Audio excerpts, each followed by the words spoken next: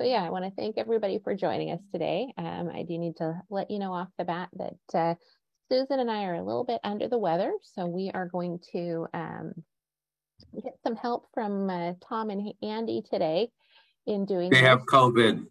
Can you believe that? They Not have officially. COVID. Not They yet. have COVID and they are sitting on this thing up. That's dedication, folks. We are the wounded warriors. That's dedication or crazy. Well, we just don't want to put the dead and dedicated. So, you know. I'm putting my mask on so I don't catch it. Oh, goodness. Well, again, thank you for joining us for the August Policy Forum. And for any new folks here, and there are actually, I think, a couple. My name's Jen Wisdahl. I work for FASD United on the policy team, and my partner in crime and COVID, as it turns out, apparently, is Susan Shepard Carlson, who sits on the board of directors of FASD United and runs the policy committee. We've asked for some help and support today from Tom Donaldson of FASD United and Andy Ketcher. And we'll just go ahead and get into it. So Tom, if you want to give some updates from FASD United, I'm going to mute myself while I cough. Thank you, Jen. Thanks. And Jen, you and Susan and anyone else out there who's had a tough go of it either before or currently, get well soon. And Jen, why don't you take the last half hour of the day off or something if you're not feeling that well? No, not at all. She wouldn't do it anyway. I'm not trying to be funny. She wouldn't do it anyway. She'll still work till late this evening. But hi, everyone. Good to see you. The summer's winding down. I hope it's been a good one for you. We've been very busy, have a lot coming up. We're going to see many of you in person here in Washington, D.C. So we're very, very excited about that. And just a general update, of course, we've got FASD Awareness Month starting tomorrow. You're going to hear from Andy in a moment about things that are going on there. The FASD United Affiliate Summit is coming up, of course, later in the month. We also have a new project. There's a new federally funded FASD project. Say a little bit about that. Well, say a little bit about it right now. This right, you see here the Uniformed Services University of the Health Sciences. So they have funding through the Department of Defense for an FASD project, as you see there, in the military health system. Specifically, USIS, within USIS is, they have a number of centers, including the Center for Health Services Research. So this is going to start out as a research project.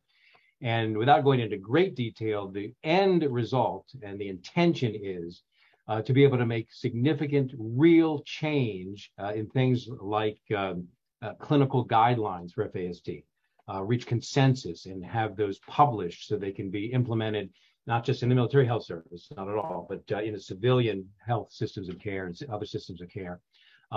So this is an idea, a project to understand the implications of FASD in the military health system here at the outset, do some research, publish, establish an evidence base, and make real change for our field far beyond, as I say, the armed services. So this project is slated to begin, a 4-year project, tomorrow in September. And for those of you who are going to be here, the affiliates in Washington, D.C., you'll have a chance to interact with the USIS team.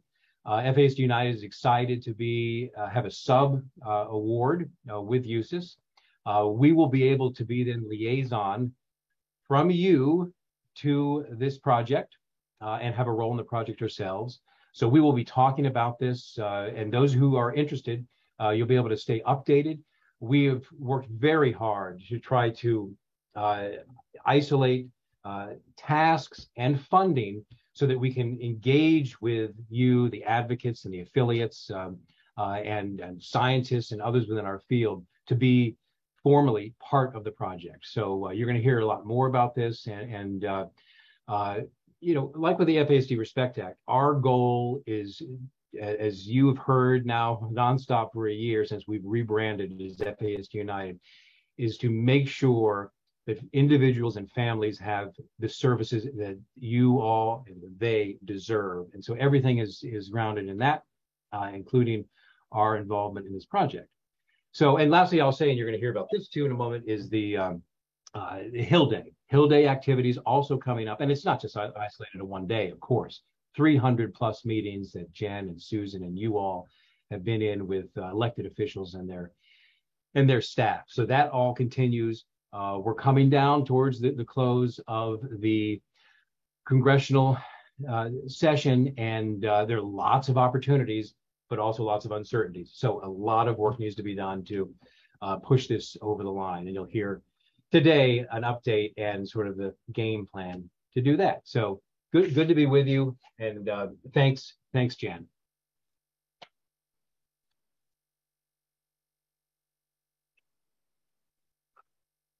All right. Hey, everyone. I'm Andy Katcher, Communications Director at FASD United. Thanks, Jen, for having me, and good to see everyone. Good to be with you.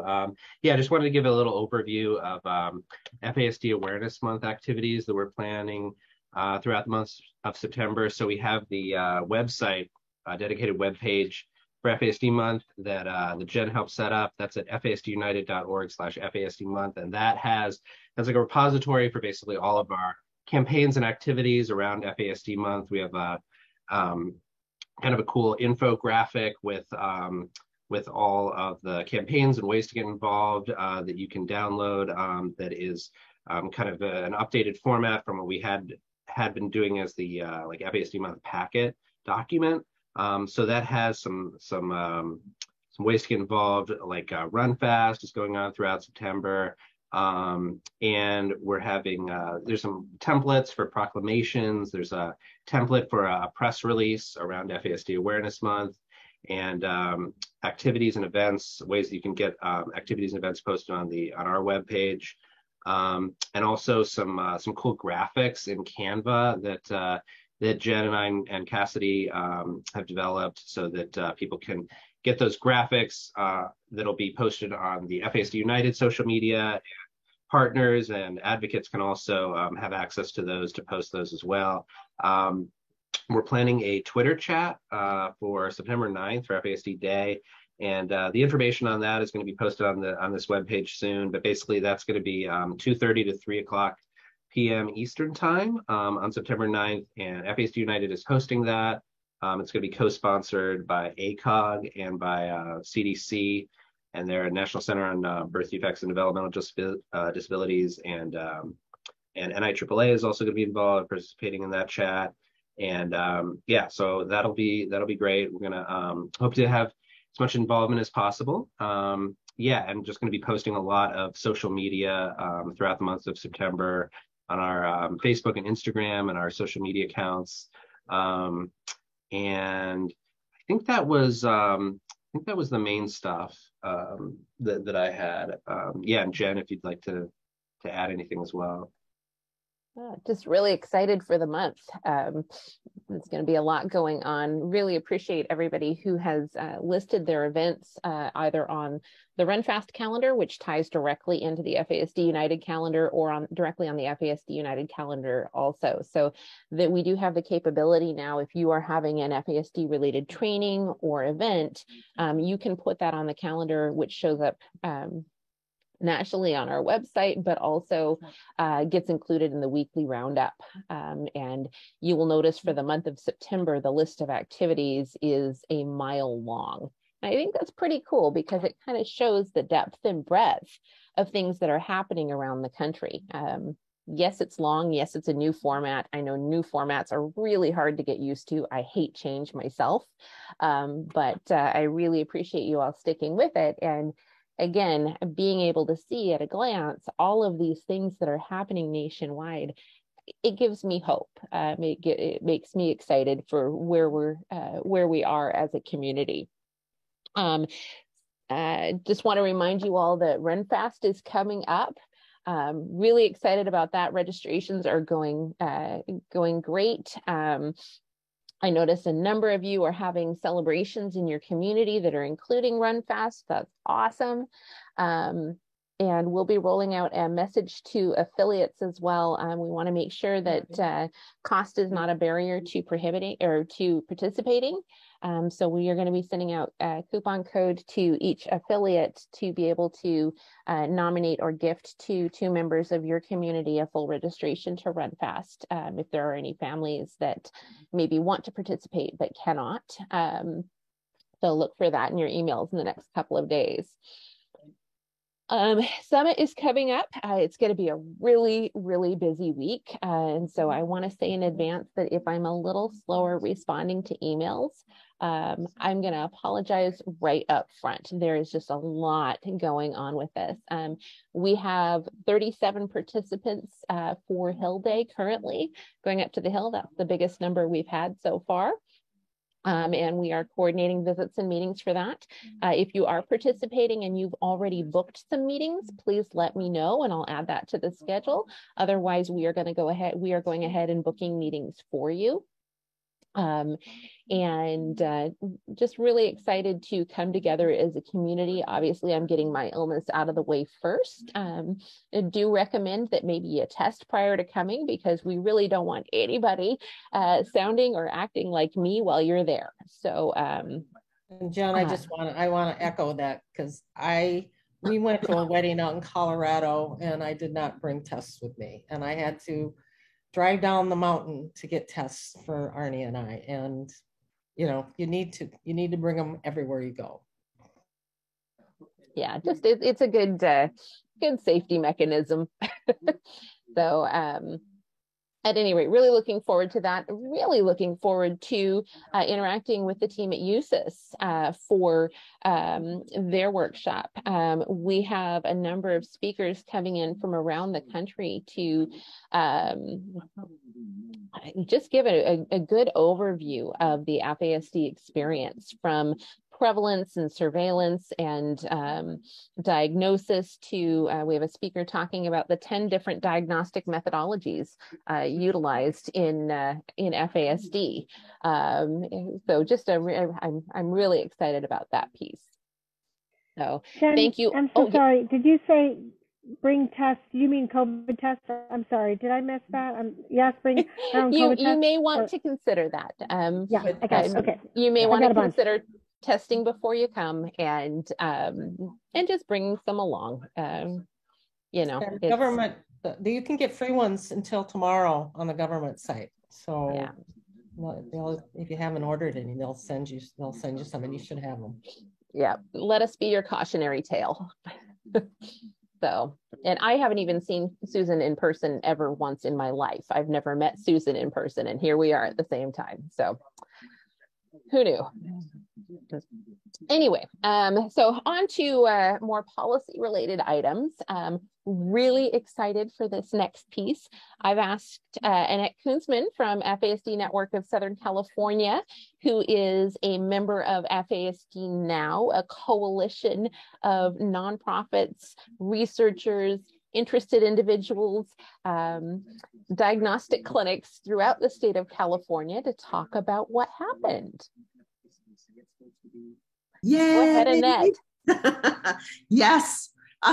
As of today, the press release went out that SB 1016, the bill that will include FASD under other health impairment for special education services. So it passed out of legislation this last week. I've been waiting every day because it had to go back to the Senate due to some amendments, which just clarified that it's the California Board of Education in one piece of the language, and then also added the co-authors, which were bipartisan. So it's out of the Senate and out of the Assembly. So it's out of the legislation and it's on to the governor's office.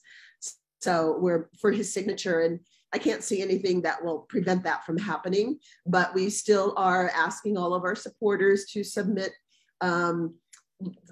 letters of support to the governor, asking the governor to sign this very important legislation. So huge, huge win.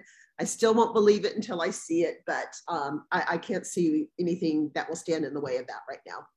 And thank you for that beautiful slide. So excited about that. And I think this kind of shows that when we come together as a community and we're all working towards a common goal, it's kind of amazing what we can do. And, you know, California, again, is the size of a country. If we can do this in California, this can be done elsewhere. And we have 40 million people. Yeah, so okay, we're going down, it's 39.5 million. We've been taking some notes and really following closely and supporting where we can this legislation in California, so that as other states want to implement similar legislation, we have a template to follow. And I just have to say congratulations to the group at FASD Now, and specifically to you, Annette, for a job well done. This is a game changer and a life changer for so many people with FASD in the state of California. So yeah, our next challenge will be to make sure that it actually gets implemented correctly. So that's what FASD Now is working on, is being able to work with the Department of Education as well as all the special education departments to roll this out properly. Yeah. So we will be partnering with them to make sure that this is a successful bill. Yeah, and that's the hard piece. I know that it's been hard getting where you are, but the actual implementation of it, making sure that it's not just something on the books. Yeah, exactly. That's what we want to make sure happens. Yeah. It's not just out there, but we want to make sure it's enacted. Sorry, I need to unmute. On to the FASD Respect Act. As Tom mentioned, the year is kind of winding down in the House and Senate, and this will give you a view of, you know, the time we have left. We are still very optimistic that we can get something done this year. Looking at, we had a big August recess. Now the House and Senate are going to be together in September, which is why our activities in September are going to be so critical and so crucial. I just noticed, and this is so funny because I downloaded this House and Senate calendar from the Congress.gov, and the month of October is spelled wrong. So there we go. That's one type, and I've been using this slide for how many months? At any rate, I digress. So the House and Senate will both be in session while we are there for Hill Day. This really is, if there was ever a time to be doing the outreach, the time absolutely is now, because we are coming down to the end of the congressional session. Now, that doesn't mean that all is lost if it doesn't pass this session. And again, we're still fairly optimistic that we're going to be able to get something through this session. What that does mean is that we've spent this entire session getting legislators ready, getting them educated, getting them up to speed, getting them knowledgeable about what FASD is, what the impacts are, that it's a bipartisan issue, and that it's something that needs to be dealt with. So, I sometimes sit back and cringe thinking, oh my gosh, what if it doesn't pass? Have I wasted 2 years of my life working on this? Or maybe it's only been a year. I can't even think at this point. But no, this has not been a waste, because we need to look at all of the things that have come out of this. And, there are so many members of the House and Senate now that actually know about FASD, know it needs to be a priority, know it needs to be addressed, and they didn't know that before. So again, I'm still hopeful. I'm still pushing forward as though we are going to get something passed this year, and I am committed to that. Everyone on the team here is absolutely 100% committed to that. But as the year winds down, I also want us to reflect back on the victories we've had and the work that we've been able to get done. So, things we can do in September, we want to keep on those town halls. I know Kansas did a great job of maximizing the usage of the town halls. and getting those state proclamations out. We do have a spot on the website to upload your proclamations to, because where that can be helpful is if we have a state proclamation, and let's say somebody in another part of your state is working on their legislator, we can send that proclamation over to that legislator. So those state proclamations really can make a difference on a federal level, knowing that the state supports this. So highly encourage you to upload your proclamations to that site. And that's on our FASD month activities. And very soon I will have it up on our policy site as well. I just haven't had a chance to yet with my little illness I've managed to contract here. So again, building endorsements, getting social media out. We really want to kind of paint the town red for FASD Awareness Month so that it's just unavoidable. The other thing we have is we have a new Text to Connect campaign. The first one was successful in getting over 1,500 letters out to the House and Senate. We would love you to share this information, and this is available on the FASD Awareness Month page, and I will shortly have it up on the policy page as well.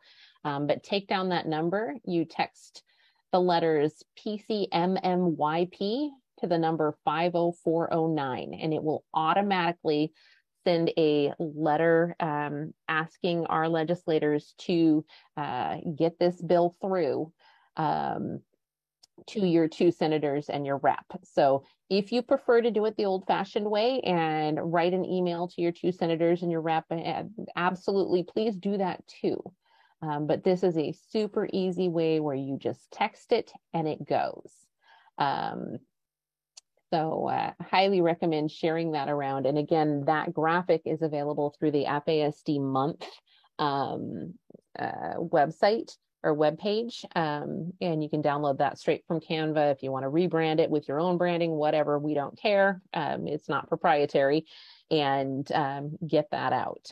But if there's one core message to share with everyone you know, this is a huge one for September, because this absolutely can make a difference. So key meetings we still need. We knocked a couple of those off. I'm looking at you, California, with Representative Matsui. That was awesome. We finally got a meeting with her just yesterday. And then New Hampshire, we were able to get a meeting with Maggie Hassan on the Senate Help Committee. So we are absolutely still making some progress there. Just looking overall in the House, kind of how we've painted it. This is the committee of jurisdiction that pretty much regardless of what kind of legislation we put through, we're going to have to get through the majority of these people. And this is the amount of coverage we've had in terms of meeting with them, having conversations about the FASD Respect Act, but more importantly, having, excuse me, conversations around FASD, why it's important, why it needs to be a priority, what the prevalence is, and how it impacts their constituency, and the fact that it's not recognized in our existing silos of care. Co-sponsors, even though the House and Senate were at recess this last month, the House came back for one day, and in that one day, we added one more co-sponsor. So we weren't expecting any new co-sponsors in the month of August, but things magically worked out and we picked up one more. So if your 2 senators and your reps have not co-sponsored yet, September is a great time to do that. Lots of flash and bang with that one. And again, up to 62 in the House. You know, when we started this, that was definitely not our expectation that we would get that many co-sponsors. And it really is due to the work of all of you and the blood, sweat, and tears that you've put in with your letter writing, your email, that we were able to get that accomplished. Current Senate sponsors, that hasn't changed very much. The Senate is a lot slower to move. That's pretty normal. But we have a good balance on committee, which is exciting. And then our current House co-sponsors. That is a lovely long list that I am very proud of. hoping to add another column to it next month. Meetings in August, we finally cracked Oklahoma. So we got a meeting in Oklahoma, which was really exciting. And we finally cracked South Carolina, which is great too. Thank you, Melissa, for supporting that. We cracked New Hampshire as well. So it was just a really good month for breaking into some new areas in the country and spreading the word about the FASD Respect Act and hopefully getting some more legislators on board. Looking at the map, this is exciting to me. Just looking at the areas, you know, when you sit back as a parent, sometimes you feel, you can feel kind of lonely or isolated. And looking at all these areas in the country where FASD advocacy activity is happening with our legislators is pretty exciting to me. So again, adding in Oklahoma, adding in South Carolina, gradually we're picking away at some of these states where we didn't have advocacy going on before, or maybe we did, they just weren't connected to the larger whole and to the work that's being done on the FASD Respect Act. Looking at the Senate, again, we're getting some good coverage here where, you know, when I sat back and looked at it at the beginning, I didn't think we would have as many states covered as we do. And again, just thank you to all of you for that great work. Sorry, I keep having people join the meeting. So if I'm pausing, it's because I can't walk and chew gum at this moment. So what's next is Hill Day. Definitely, I'm putting a lot of focus into that and those in-person visits as we can get them on the Hill. I think that's going to be a real game changer for us and very helpful. It's harder to say no to somebody in person. And hopefully with these Hill Day visits, we'll be meeting directly with the legislators themselves. So a lot of our time, effort, and energy at FASD United is going into those visits and making sure that not only do we have them, but that everyone who's doing them is equipped and set up for success in how they do them. We're maximizing our time there at the Capitol. And then the Text to Connect. Please get that started, get that dispersed out through your networks, through your social media, ask your family, friends, you know, put it up at the grocery store, I don't care. But let's get that message out. So I'm going to apologize for rushing through things a bit this month. Again, with Susan and I both being under the weather, there's not as much content as we typically have. So we'll go ahead and stay on with any questions you might have. I know I see your hand up, Carl. But we're kind of going to conclude a little bit early today and give you a half hour of your life back because like I said, we're just a little under the weather and want to be resting up for this big push in September. So Carl, you had a question, my friend? Two things. Yes, sir. Can somebody post a link to the government website for the COVID test so we can send that out to everybody and that's coming to DC? And yes, then and yes. For those people who are new to Hill Day, Jen knows that I'm available if you need somebody to go with you who's experienced that before. Don't hesitate to ask. I do have a meeting with my own Congress critters on Tuesday, but I'm more than happy to help anybody that needs it. Well, and that raises a really good point, Carlin. Thank you, because yes, we were going to take you up on that offer. Nobody advocates alone. It can feel very intimidating. It can feel really hard the first couple of times you do it.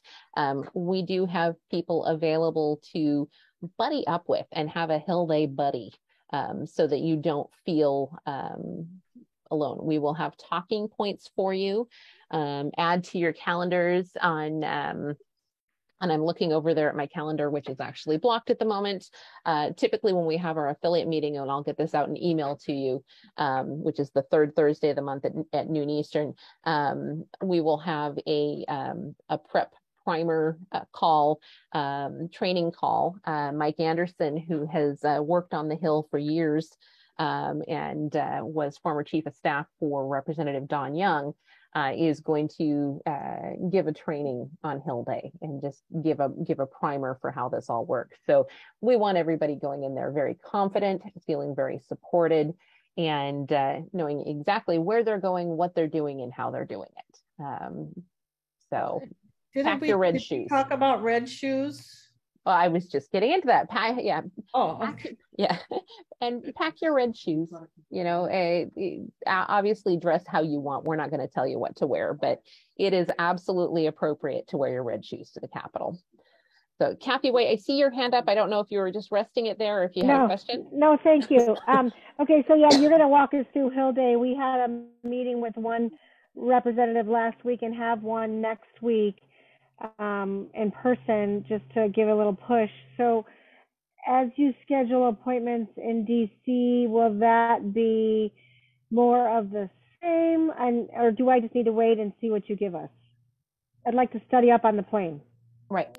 Let me know who you've just met with, and we can coordinate that on an individual basis. And yes, we will give you talking points to bring with you on the plane.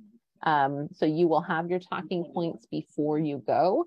We will also have printed out talking points for you in your welcome package, along with a schedule of where you're going, who you're meeting with, a map, drop-off materials, everything that you might need for that appointment, we will have ready and waiting for you when you check into your hotel. So, thank you. Yeah, absolutely. Catherine, hopefully it'll be just like a reunion. That's what I'm hoping. Catherine, you had a question. Yeah, this is a silly question, Jen. Which day of the week is Hill Day? Hill Day is Monday. Okay. Yeah. And prior to the affiliate meeting starting? Prior to the affiliate meeting starting, and typically during the affiliate summit, affiliates kind of bop in and out to do Hill visits. That's how it's been done in the past. Okay. So no one will take exception to any of the affiliates bopping in and out. And certainly you, Catherine, as a board member rather than an affiliate, are welcome to set your own schedule. Okay, great. Thank you. Yeah. Yeah. We should be cautious in just advising folks that sometimes we may need to move it to the second day, but that'll be on a case-by-case basis. We're going to try very hard to try and get everything in. I just did a number count. If we met with every single office, that would be 61 offices that we would meet with if we could do that. So that's a tough thing to try to do in a week with a group of people, much less in one day. So we're going to work that. There's a very complicated rubric of schedules that we're going through. But I also want to say that the message is going to be very specific. We're going to be very specific to the member, to the meetings that we've had in the future. So to answer your question there, Kathy, we're not going to recreate the wheel.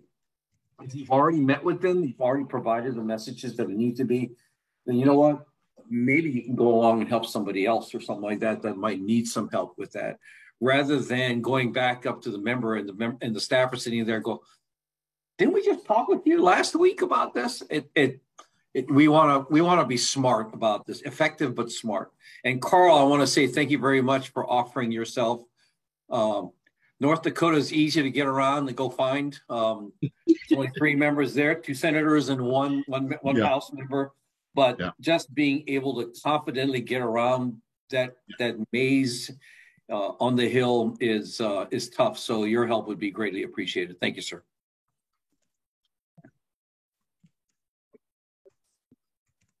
Any other questions about Hill Day Kate, I see you waving. Yes, I have I wanted to address Annette Koonsman. I think she's still on. She's muted. Yeah, yes, I'm still on. Hi, Annette. So first of all, congratulations. That's really terrific news on the bill. Thank you. We talked when we were on the phone after the Matsui meeting that it would really be great if we could get a concentration of a few of the California members on the health subcommittee to contact, call, or something with ESHU. I think it would also be helpful if you have a good relationship with the sponsors of your Senate bill, if they would write a letter to ESHU saying how important, how hard they worked on behalf of their constituents in California, and she's got the bill in front of them, it would really advance the ball even more substantially. Could she please move the bill? Mm-hmm. So ask my like the senators who sponsored our bill. Exactly. He's a very powerful senator who's the head of the Senate Appropriations Committee. So if he wrote a letter to SU, she definitely would pay attention to him. No, I think some of the best lobbyists are local officials, our state legislators. Mm-hmm. I mean, I don't suppose you could get Governor Newsom to do a letter, but if the sponsors of the legislation would do that, that would really be helpful. Co-authors as well. Yes. Okay. I mean, you could draft. We could help draft however you want to do that, but I think that would really be effective. Great idea. Showing that it isn't just a call to the federal government to help, but that the people at the local level, at the state level, are working on this, and they want the federal government to be a partner, a better partner. Yeah. Great suggestion. And that was the terminology that Senator Kevin Cramer from North Dakota used when I met with him last week, is that we need coalition building amongst all layers of our country to help address the issues that people with FASD have. Jen, do we have a senator that would be interested in introducing a resolution in the Senate regarding FASD? We've talked about that, and something that the concern is that if we have somebody do that they can sit down and say they're done. And what we want is the bill passed. That's the big piece there. So there has been some conversation around that for sure, though, Carl. Yeah. Fia, I noticed you had your hand up, and then Judge Jeffrey, I noticed you had your hand up as well. So Fia, can I call on you, and then Mr. Jeffrey? And Fia, I think you're muted. Yep, I am. Hi, all. Thanks for all the work you've been doing. Do you need anybody for Washington to go to the Hill? I may be able to go. We have a couple folks from Washington State that are going to be there, but I never say no to anybody wanting to come to the Capitol. The meetings are that are happening afterwards are affiliate specific, but absolutely, if I am never going to say no to a person that wants to spend the time, effort, and energy to make their way to our nation's capital and advocate for FASD with our lawmakers. So if that is something that is something you want to do, Fia, by all means, I would never say no to that. I know you wouldn't, but I would just want to make sure it would be a value add. Yeah, so we do, like I said, we do have a couple of folks besides myself that are going to be there. So okay. Yeah. Well, maybe we'll chat about it a little bit later when you're okay. Awesome. All right, and Judge Jeffrey. Well, I was just I'm the Alaska guy, and Lisa Murkowski, of course, is a co-sponsor of the bill, and Amy Klobuchar too. But I would assume either one of them would be a good bet for a resolution too, unless they feel they've done, that they don't want to mix up some political thing with stuff they already have going on. But otherwise, they're obviously very committed. Absolutely, yeah. Senator Murkowski has been a tireless champion for our cause over the years. Right, we're very grateful. She has introduced that resolution many times. But we just feel like we keep going to the well, keep asking her to do things, and we didn't want to over ask. But if a constituent wants to do it, we can't control constituents at home who get all jazzed up about doing something. Well, will we have like a draft of a resolution? Oh, would you like one? Well, if I'm going to bring it up. I mean, I think everybody likes to have a draft. I know I always did when I was a judge too. Right. Absolutely. And that's something we can work on if that's something you'd like to do. Yeah, can do. I'm done. All right. Any other thoughts, questions, ideas, comments?